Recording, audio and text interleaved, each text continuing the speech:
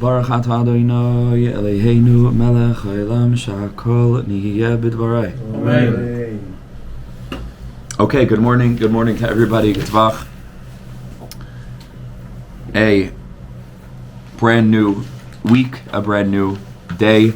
Be'ezras Hashem, jumping back into Likutei Moharan. Today's shir is sponsored by Eli Walbram of 92nd Nach, and sponsored by Zev Klein, Le'ila Nishmas, his parents, Rivka Breinel, Simcha and Ya'akov and Yesha'ihu.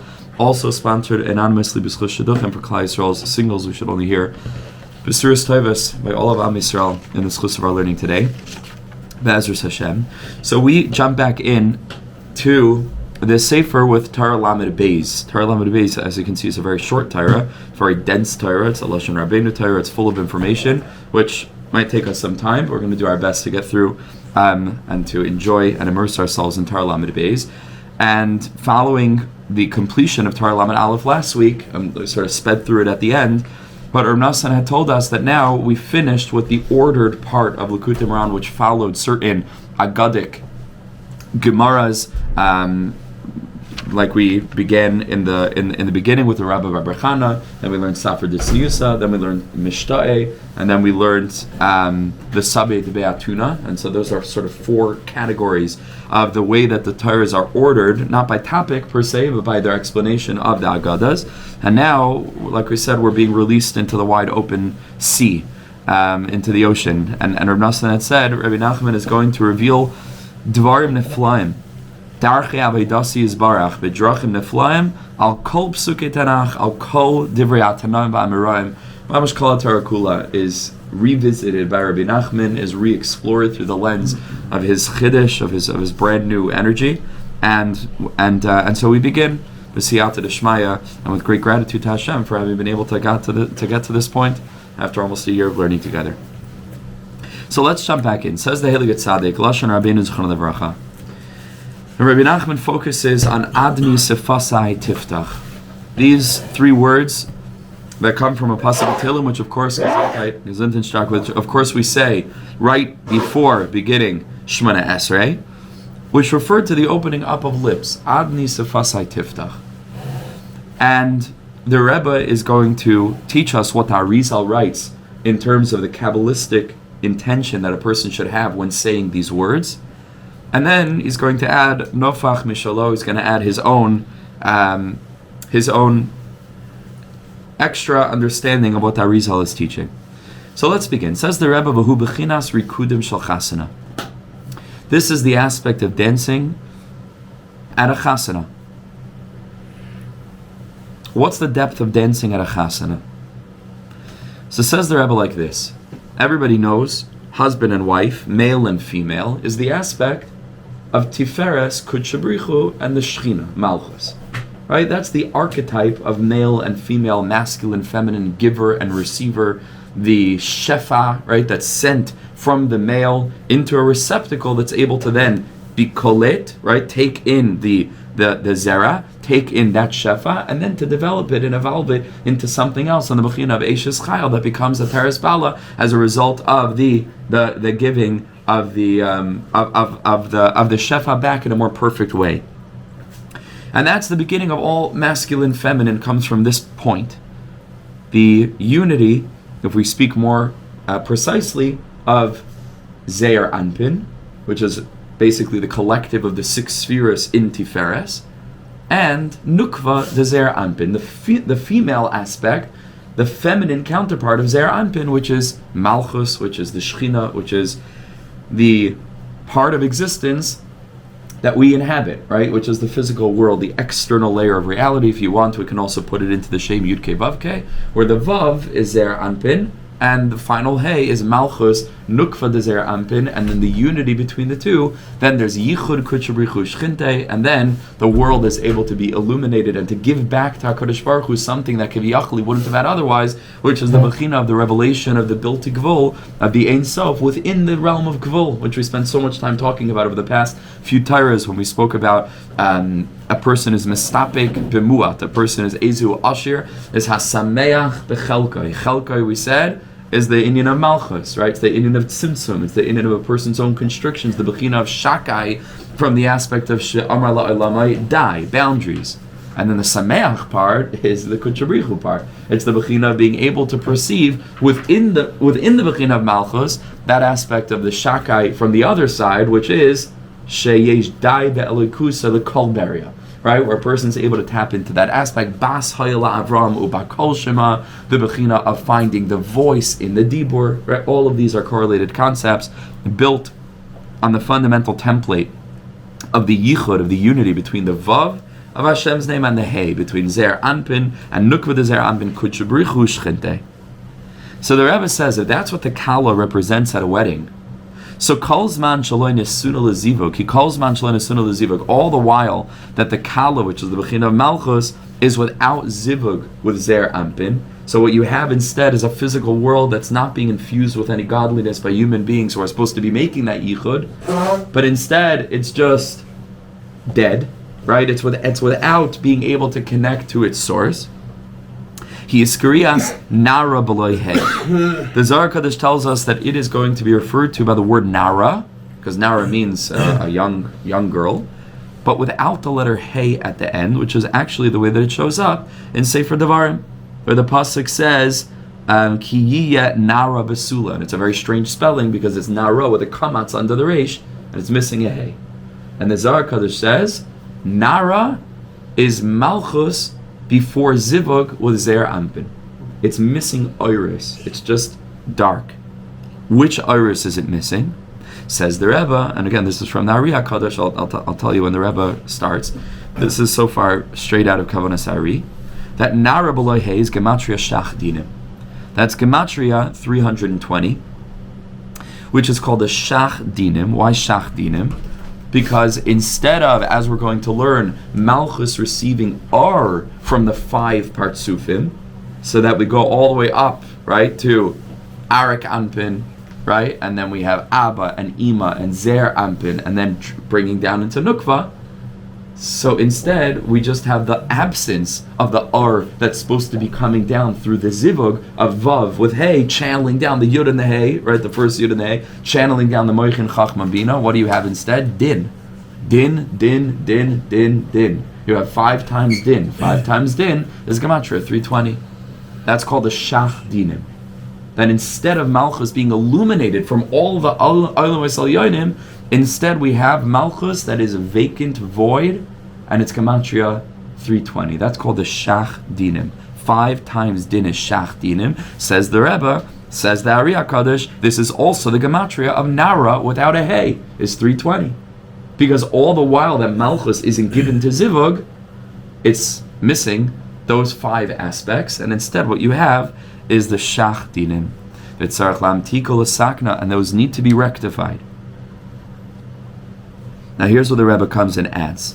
How do you rectify it? Oh, I'm sorry, I missed a line, 1 second. Shach Dinim. V'kad istekanas lezivug is skrias nara behei. When Malchus is rectified in the aspect of Zivug, then we can call it Nara in the proper way because she has the Hei. Where does the Hei come from? Shenim takim hadinim al yedei Hei alfin shel Ekyeh shebebina. From the 5 letters Aleph that are in the miluyim of the Shem Ekyeh, which is referred and correlated with the sphera of Bina. So let's unpack this a bit. So we already know that Bina sits above the constriction of this world because Olam Chesed Yibane, and so the level of Olam, which is He'elem, the Lamed-Beis Galia, right, the realm of revelation where Hashem's presence is hidden, that starts from Chesed. Chesed, Gvur, Tiferes, Netzach, Hod Yisod. That's the 7-ness of nature, 7 days of the week, 7 colors of the rainbow, 7 musical notes, 7 planets, 7 continents, 7. The whole world is 7. And then we're coming to Chanukah now. 1 above 7 is the realm of Bina. Right? Olam Chesed Yibaneh. The word Yibaneh is Bina. It's just swapped around, right? Because Olam Chesed, which is the birth of a realm that's founded on 7, is birthed out of Bina. Bina becomes hidden. Bina is called the Eim Habanim. We've already learned all of this, right? Just review. Gives birth, Kiviyachal, to a world of revelation, a world of multiplicity, a world of color, a world of different different, right? But it's all the code that really emerges from the singular womb of Binah, which takes the absolutely unified light of Chachma, which is the Yud, just an Akuda Katana, a pulsating, not even pulsating, it's just, it's beyond any movement. It's just a point that includes everything. And then Binah takes that Nakuda and develops it, much like a mother takes the zera and allows that to develop within the womb in its encounter with the feminine zera, which we spoke about at the end of last week's lesson, Torah Lamed Aleph. Then reality is able to be born from that point. So Binah, if you think of it, Binah is the source of all tikkun. Why? Because what's the ultimate goal for Malchus? What do we want to see in Malchus? The ultimate goal of Malchus is that as a result of the elevation of the consciousness of humans who interact with Malchus, because otherwise the world it's like if a tree falls over in a forest and nobody hears it, did it make a sound? Like, it's not, what do you mean did it make a sound? There's no human consciousness to be able to perceive it. There's no one there. It's as if it didn't happen. Imagine if you take away all human consciousness from the world. It's right, it's like a paradox. Like, it's hard to think about because you couldn't think about it because there's no one to think about it. So it's gone. It's there, but it's gone. Right? Human beings bring the world to life because we're here consciously and we're perceiving the world. Human beings, in contradistinction to inanimate objects, to plants, to animals, which respectively draw their energy from the last Hei of Yud Kei Vav Kei, inanimate, doimim, the Vav of Yud Kei Vav Kei, the Tzomeach, the plants, and then the Hei of Yud Kei Vav Kei, the animals.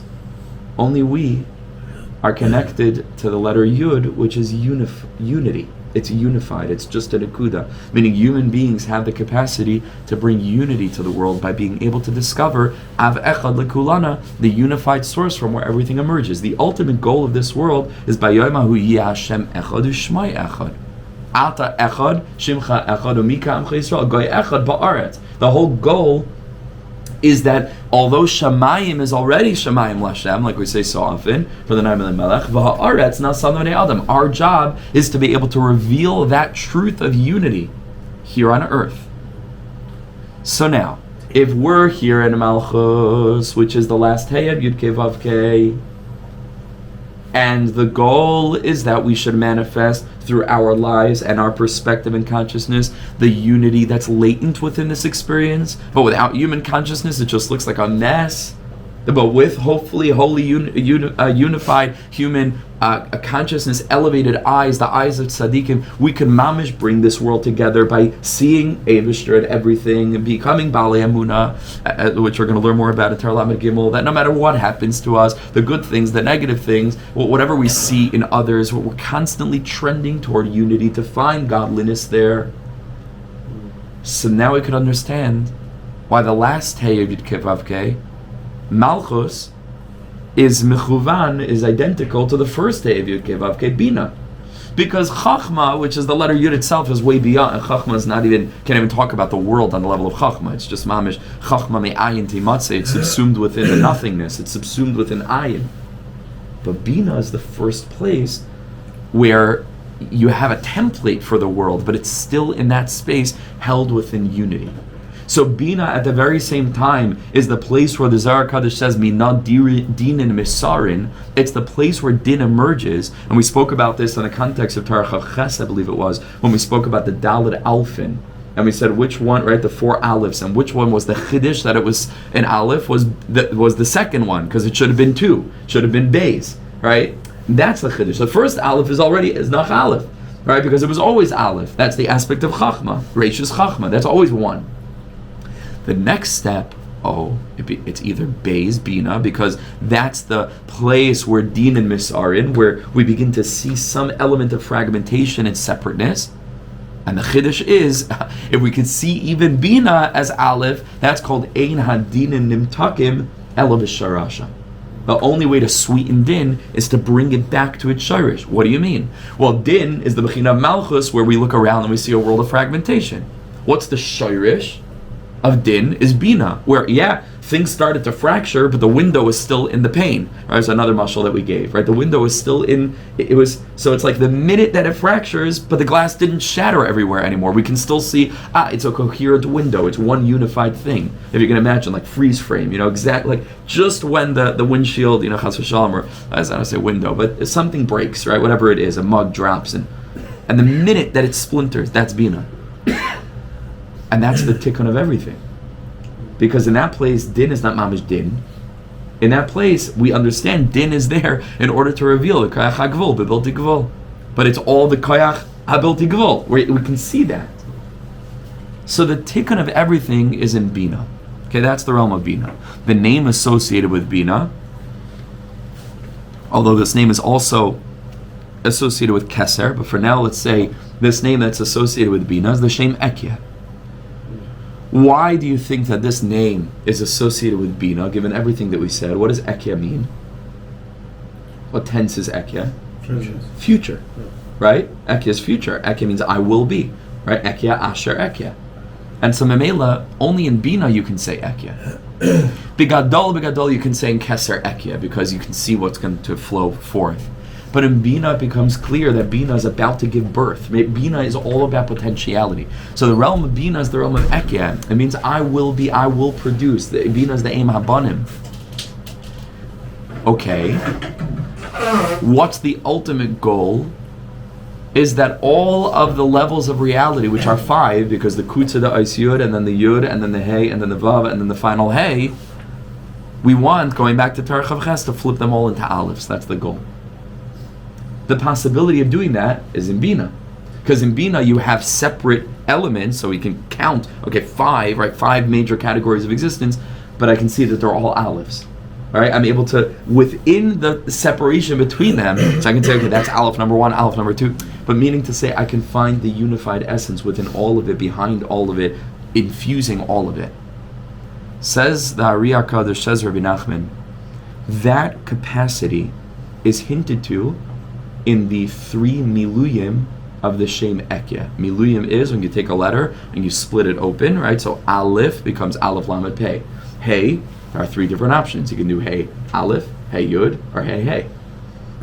So there are 3 miluyim of Ekyeh, and in the miluyim of Ekyeh, you're going to end up with 5 Alephs. You're going to end up with the 3 Alephs of the word Aleph, right? So, because there's always an Aleph there, obviously. And then in one of the Miluyim, you're going to have Hey Aleph, right? So that's 5. Because you have how many Hey Alephs do you have? 2, right? In the Milui Alfin, you have those 2 Alephs of the Hey. Huh? Okay, let's take a step back. The name Ekyeh, how lost are you? How far back do I have to go? I've been speaking now for 20 minutes.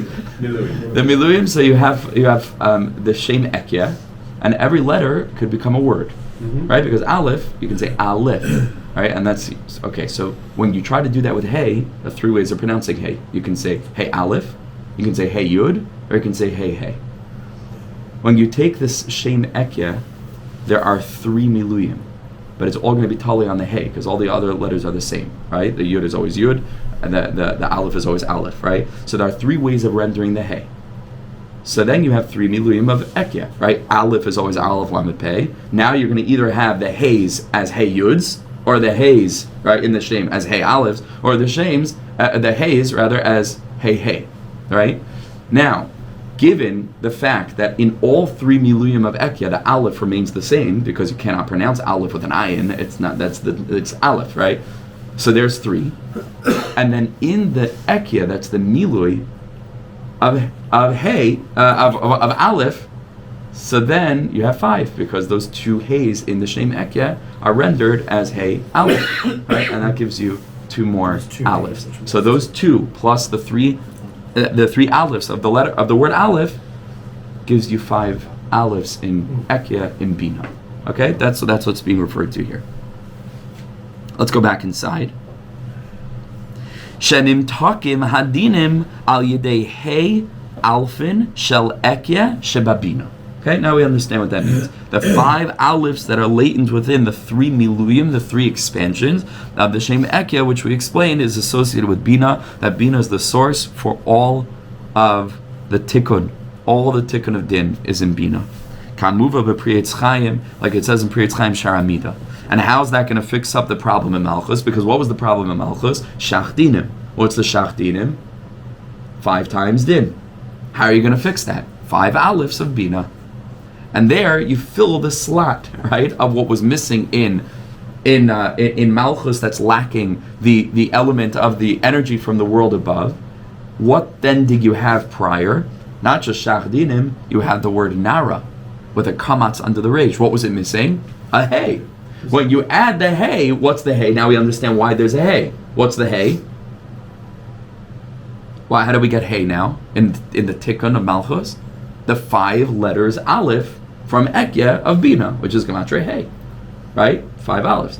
So Memela, that's the Tikkun. We turned Nara, which was Gematria Shach, because it was 5 Dinim. Now I brought to it 5 Alephs from Ekyeh of Binah, and that's adding a Hei, and then it becomes Nara with a Hei. I was going to say that 5 times 64 is also 320. So Din is 64. Multiplied by the 5 Hei. That's exactly what we're saying. That's called the Shach Dinim, right? That's Din times 5. Okay. Excellent. Yeah? Din times 5, that is the Shach Dinim. The Chiddush we're saying is that Nara is also Gematria 320, right? And Nara without a Hei at the end is Mechuvan, because it's missing its Hei. What's the Hei? The Hei comes from the 5 Alephs of Ekyeh of Binah. Yeah. Okay. Right? Kamuva b'Priyetz Chaim Sharamida, and this is all in Priyetz Chaim. That's in the Kavanas Arizal. Sharamida, to explain Adni Sefasai Tiftach, and to explain that there. Okay.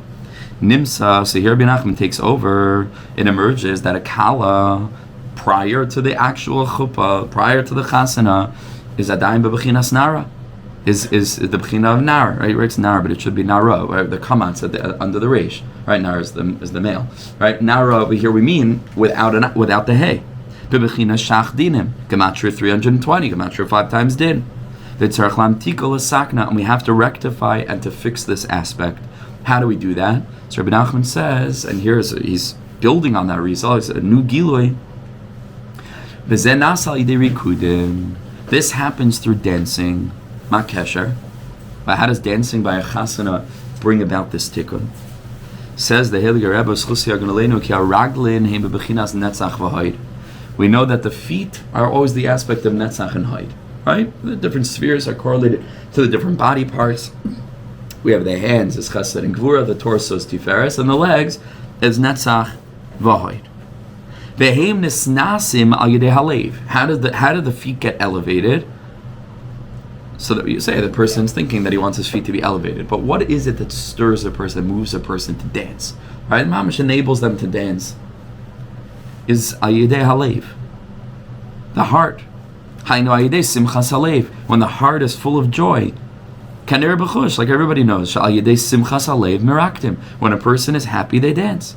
Kamosha kasav gabe Yaakov, like we says about Yaakov Avinu in last week's parsha. Vayisa Yaakov es raglav. Yaakov Avinu lifted his feet and he went down to Lavan. And what does Rashi say? Who pairs Rashi? Liboy nasa es raglav. His heart lifted his feet. And that's dancing. A person's feet are elevated as a result of the lave. So the Rebbe says, okay, what does it mean? Al pi pnimiyos. Al pi pnimiyos v'leiv hu bina. The bina is associated with the lave, like it says in Pasach Elio, bina liba, uba, the Pasach says halev maven. Bina is connected to the lave. Women have bina yisera, they have a liba yisera, right? They have a greater, ability to be compassionate, generally speaking, the more sensitive.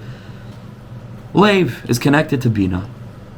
Al Kain. So says Rabbi Nachman, tzarech lechaven b'rikudim. When a person's dancing, they need to be mechaven lahamshich ha'alfin shebalev al yedei haraglin lahakala shehi b'chinas hei pa'amim din gematria shach gematria nara. When a person's dancing, who's going to be the one that's bringing all of the shefa from the olam ha'salyonim to the kala? The chasen. Because the chassan is in the bechina of Zeir Ampin, the chassan is the bechina of Yisoid. He's going to be the one that's mamish completing the R of the kala as a result of their zivuk. But in order for the shefa to get down to Yisoid, it has to be channeled through Netzach and Hoid. Netzach Hoid to Yisoid, to Malchus. Says the Rebbe, you know who brings all of the R from the place of Binah down to Netzach and Hoid, so that then the chassan can take all of that R and then can be mashpia to the kala? The people at the chassan who are dancing. Because they're the aspect of Netzach and Hoid that liboy nasa es raglav, that are drawing down the hashpa from the place of Binah, which is the 5 Alephs of Ekyeh in Binah. And that's accomplished by the people at the chasana dancing. Al Kain, says the Rebbe again, therefore tzarich lechavin berikudim. A person has to be mechavin. Imagine this. Imagine a whole chasana. I'll start like this. Where one person has this kavanah. Gewalt. Now imagine, because I imagine this is what it's going to be one day. Every person at the chasana, men, women, and children, have this kavanah. The dancing is a different level. Imagine that. We're going to be great mikubalim one day. The whole Klal Yisrael. I believe it. I know it. Everyone's going to be conscious, enlightened. Everyone's going to be awake. What a wedding. Because it'll be the same, but it will be so different. Unbelievable.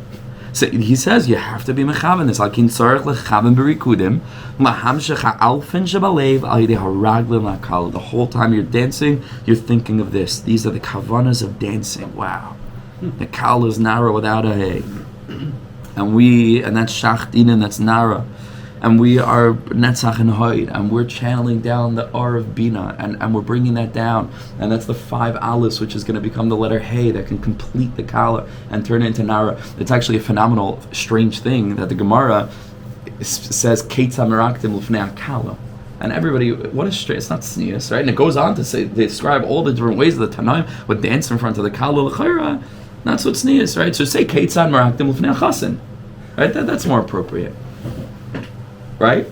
Because men should dance in front of men. It's not so nice. But Lefi, what we're saying here, it is so meduyak. No. It has to be Keitza Meraktim Lufnei Akala. Because the dancing has nothing to do with the chassan. The dancing is for the purpose, it's all focused toward the kala. The kala is what we're coming to be a mashlim. Right? And that's why it's daika, kala na v'chasur, right? All of what they would say and all of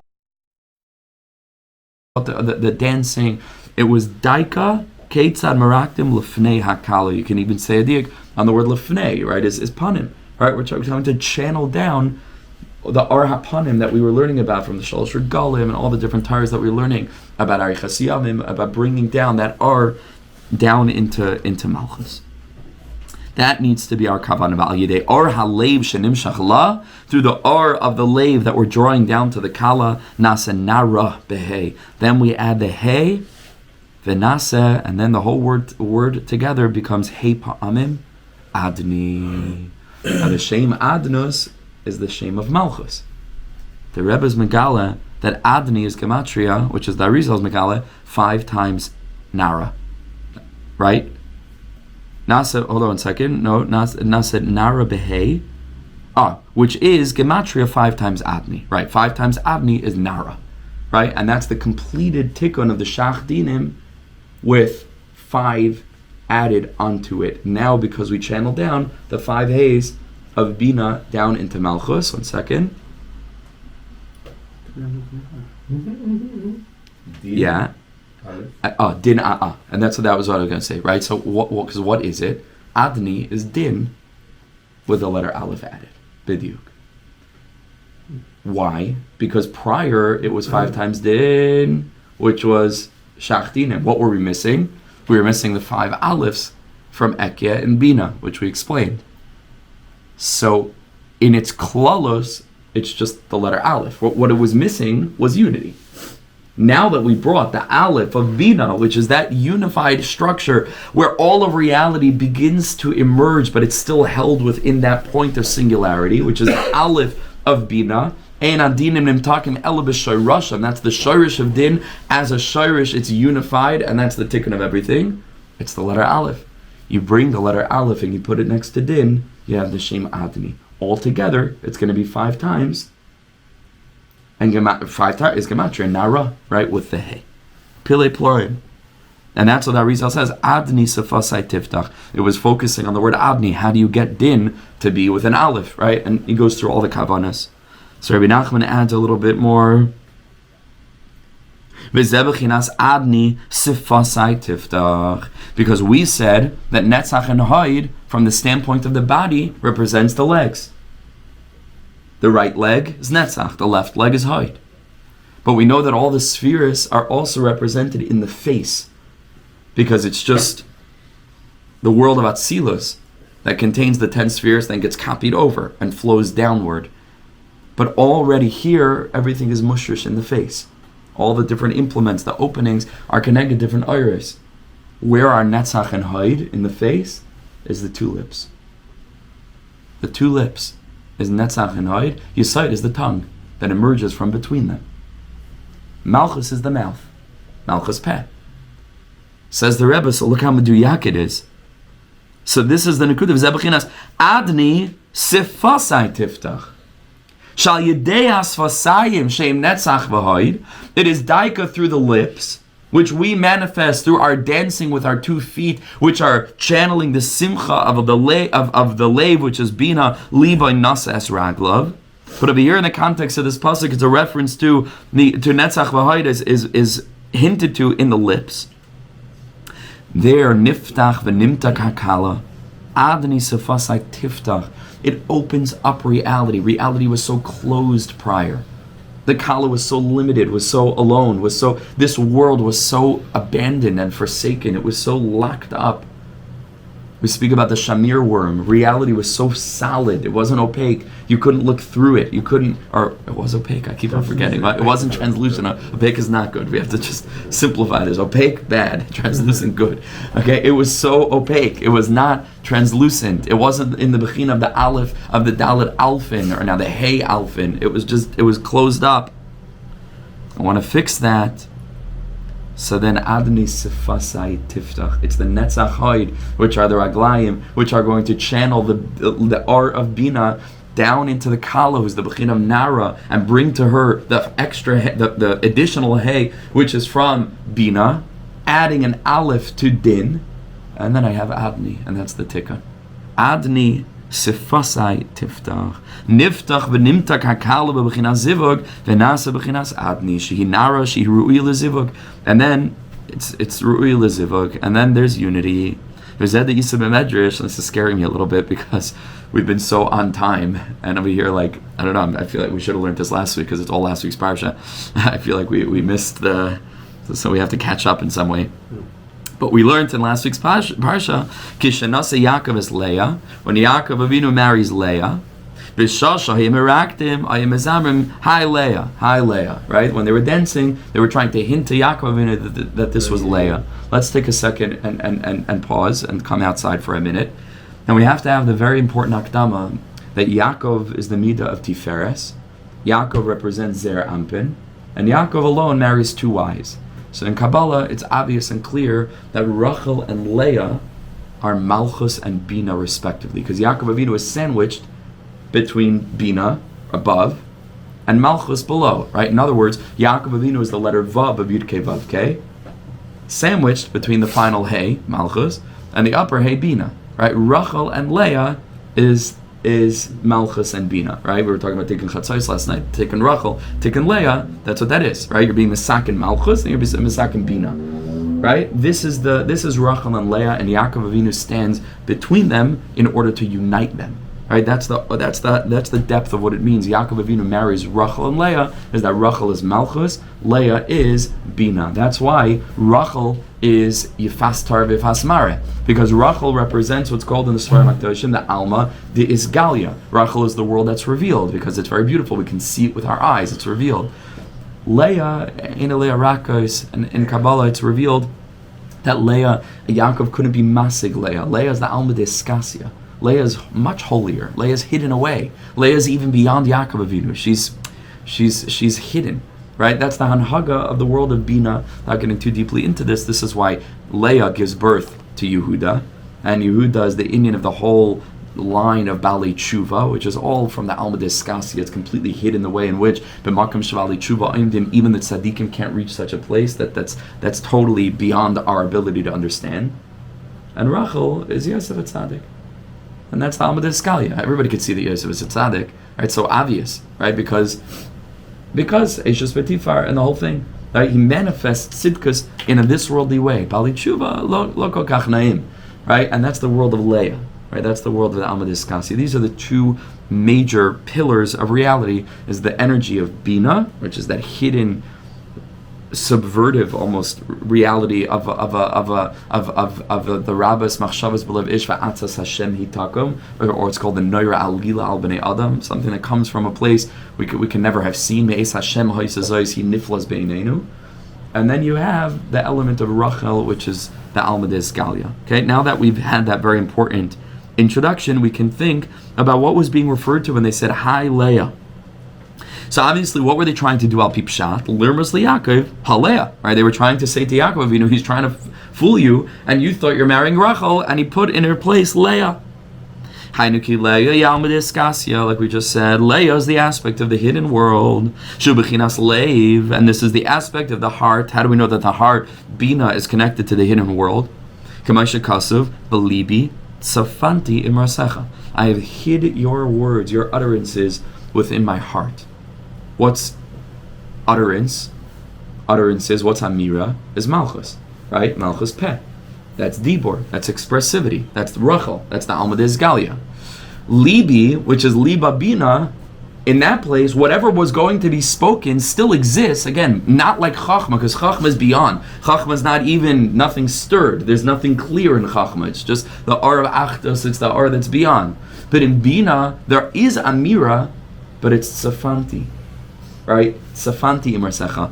Right? Libi, Belibi Tzafanti imrasecha. And that at that point, whatever is going to be spoken in Malchus is hidden within Bina. Umisham hamituk shel Dinim, and that's where all the sweetening comes from. Kishemamshichim Hei Leah, right? When we draw down the Hei, which is the 5 Alephs, down from Bina, which we said Bina is Lev, and Lev is the Bechina of Leah, the Lamed-Beis. So this is what they were saying at the Chasana, where Yaakov is marrying Rochel, right? He thinks he's marrying Rochel. They're hinting to him, Hei Leah. Shetzarach lahamshich mileah ha'alfin. The ha, which is hey, which is 5 Alephs, mileah. Hei Leah, Hei Leah. Hey, they were big Mekubalim over there. They were saying to him, Hei Leah. We're at a chasana now. Everybody who's meraktim, netzach hoid, drawing on the light of Bina needs to know. We're trying now, Chaver, to make a tikkun by drawing down the 5 Alephs from Leah, because Leah is Bina. And that's the Lamed-Beis, and that's Belibi Tzafanti Imrasecha, that's the Lev, that's Liba Nasas Raglav Netzachoid, the 2 lips, Adni Sefasai Tiftach, and that's going to be able to complete the aspect of Rachel, to complete the aspect of the Ketana, of the Achois Ketana, Kedei lahamtik l'saken es hakala, in order to be mamtik and in order to rectify the aspect of the feminine. And if you want, there was also a kavanah sha'akala shmaleya, right? Sha'al-yedei bechinas atzmanim tekes. Here they were hinting 2 things, right? Al pi pshat, they wanted to let him know that you're not actually marrying Rachel, you're marrying Leah. And at this unique chasana, among all the chasanas in the world, the kala is mamtik herself. This is very, very deep, because she herself was Leah, but she was the kala. And so in this circumstance, they were saying, Hey Leah. The kala herself already has Hey, because he was marrying Bina. He was marrying the Lamed-Beis. He was marrying the shoirish, where the din is already sweetened.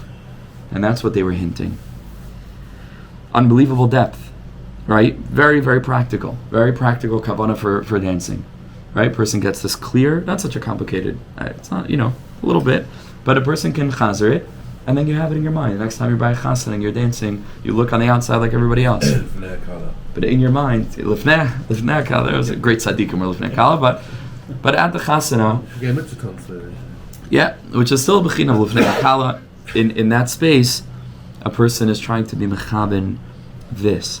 and to recognize that anything that we experience in this world is just hinting at the Olam Yomi. And I want to explain, that's really the kavanah. Meaning the kavanah isn't, oh, here's an actual kala, she's a nara without a hey, she needs hey. Where does hey come from? Bina's lave is, and I'm going to channel it down through my feet. It means everything becomes archetypal. In that moment, the kala is not the kala, the chasen is not the chasen, your heart is not your heart, your feet are not your feet. It's just a microcosmic expression of this cosmic reality, where the kala is mamish malchus, which we understand is this physical world. The feet is the spheres of netzach and hoid in all bechinas. Your heart is mamish, the world of binah. You're making your own little tikkun of that in your own yichud in the context of this particular chasana, of this particular couple. But it's so much bigger than that.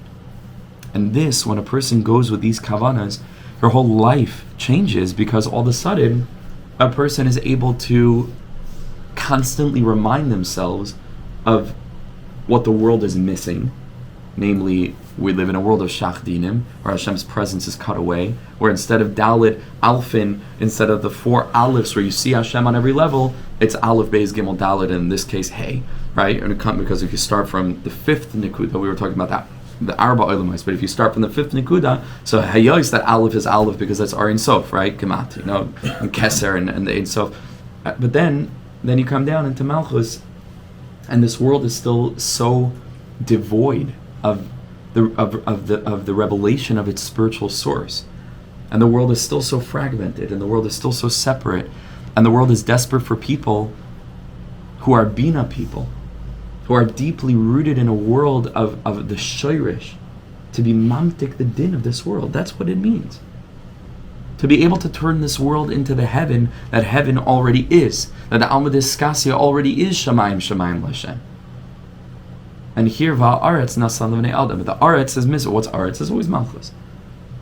What's it missing? It's missing that perspective of what we started to learn in Chavches, right? Where in all these Torahs, we're really learning about this, right? Splitting open reality. In all the Torahs about Shmiras HaBris, being able to go ahead and to see the shleimus of the brachas, right? In Torah Lamed Aleph, where it isn't just 6 and 11, but it becomes 7 and 12, because Avram Avinu fights with the 5 kings, right, going back to Torah Lamed, right, and it's not just the 4 kings where a person just sees the Dalit Olamais, but it's always connecting everything to its shirish. How are you connecting things to its shirish in Torah Lamed Aleph? What was the shirish of everything? What was the completion of everything? It was Emunah. Where was Emunah embodied? Shabbos Kodesh. What's Shabbos Kodesh? Malchus. But not any kind of Malchus. Shabbos Kodesh is Malchus illuminated by Bina. What's another way of saying Bina, or the world of Bria, which is the same thing? Bina is the world of Olam Haba. Shabbos is Mei'ein Olam Haba. In other words, Shabbos Malchus is Malchus illuminated with the R of Bina. Simcha Bunu Abshis said that we shouldn't read it Mei'ein Olam Haba. We should read it because it's spelled the same way, Maayan Olam Haba. Mm-hmm. Shabbos is the Maayan Olam Haba. Shabbos is Malchus that allows the energy of Olam Haba to flow down. 1 second, I'm sorry, just in the middle. To flow down into this world. Shabbos is the Maayan Olam Haba, and we were just literally learning about Shabbos in Torah Lamed Aleph as what's mashlim the brachas. Now we can understand that on a much deeper level, because Shabbos is Malchus mitukan. Shabbos is when you have lichadoidi likras kala. That's why the whole thing of Shabbos is a wedding, because the whole thing of Shabbos is the tikkun of Malchus that ultimately comes from the place of Bina. That's Olam Haba. And that's what we were learning about in Torah Lamed Aleph, which comes immediately prior, obviously, to Torah Lamed-Beis.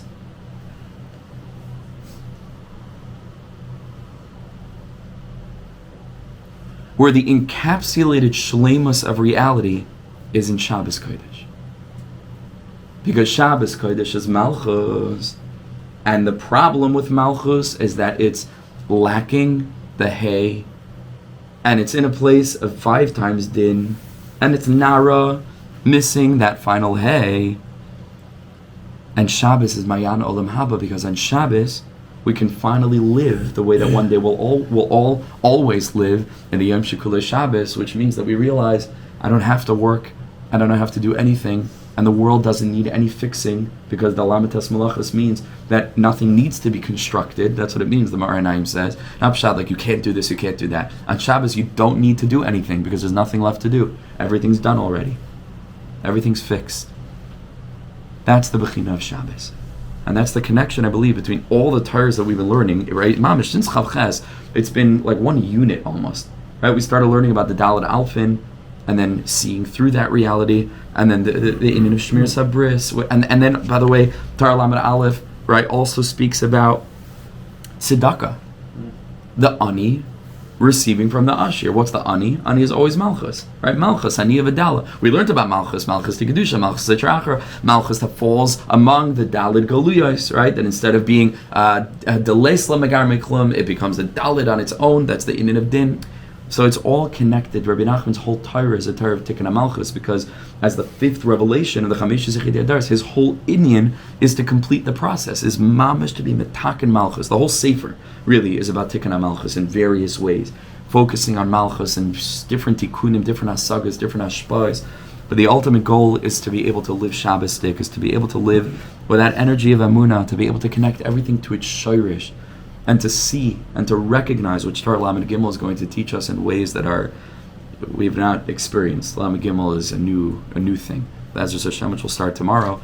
In Lamed Gimel, we're going to see what it looks like to actually live with this consciousness during the week, to live with that light of connecting all of what we see with our eyes, the Alma Desgalia Rochel, and to connect that back to Leah, and to be able to see what it is for a person who literally doesn't just talk about Emunah, but lives with Emunah. What kind of life does one have? What kind of incredible wonders does one become capable of performing as a result of being able to approach the world in this deeper way? As Hashem, we'll continue with all of this tomorrow with Torah Lamed Gimel. It's not so often that we get to finish a Torah in one day.